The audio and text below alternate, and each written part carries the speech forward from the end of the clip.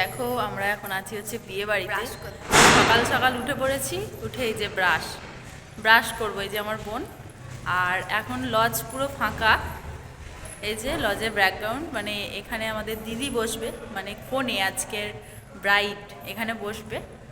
আর এই যে এটা এটাও ছাতনাতলা বলে না, এটা হচ্ছে ছাতনাতলা, এখানটায় আর কি বিয়ে হবে। আর চলো দেখাই হলদির ব্যাকগ্রাউন্ড।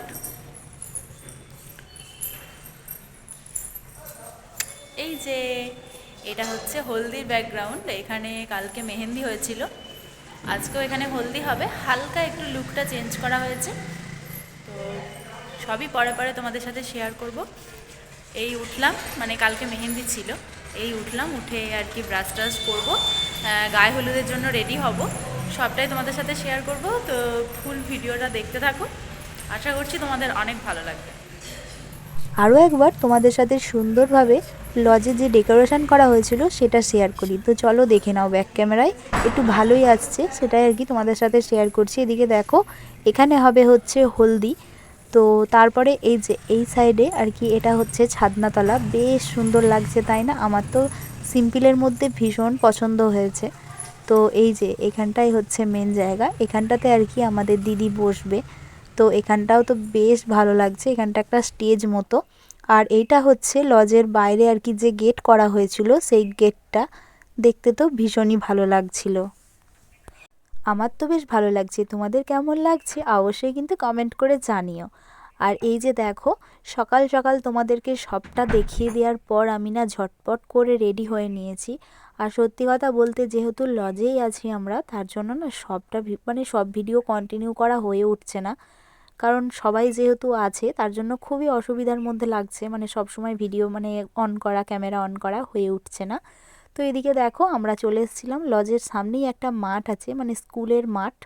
তো সেই মাঠেই আর কি ভিডিও, আর কি দিদির ভিডিও ফটোশ্যুট করা হচ্ছিল। এখানে দেখো দিদি একটা হলুদ কালারের শাড়ি পরেছে, মানে ফুলের আর কি জুয়েলারি পরেছে, বেশ সুন্দর লাগছিল। আর এখানে দেখেছো সবাই আর কি ফটোশ্যুট করছে, মানে ফটো তুলছে। তো আমরাও তুলেছিলাম। এদিকে দেখো আমার বোন আর কি সবার থেকে ডিফারেন্ট কালার একটা লাল কালারের শাড়ি পরেছে, মানে সবাই হলুদ পরেছে, আমার বোনই শুধু লাল পরেছে। তো এদিকে দেখো আমিও একটা হলুদ কালারেরই শাড়ি পরেছি।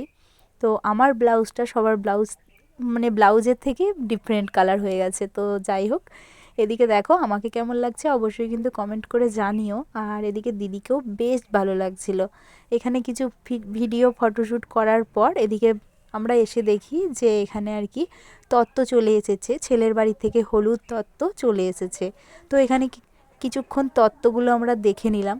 তো যাই হোক, বাঙালির কাজ, যে কী তত্ত্ব এসেছে এটা তো সবাই দেখবে আর কি।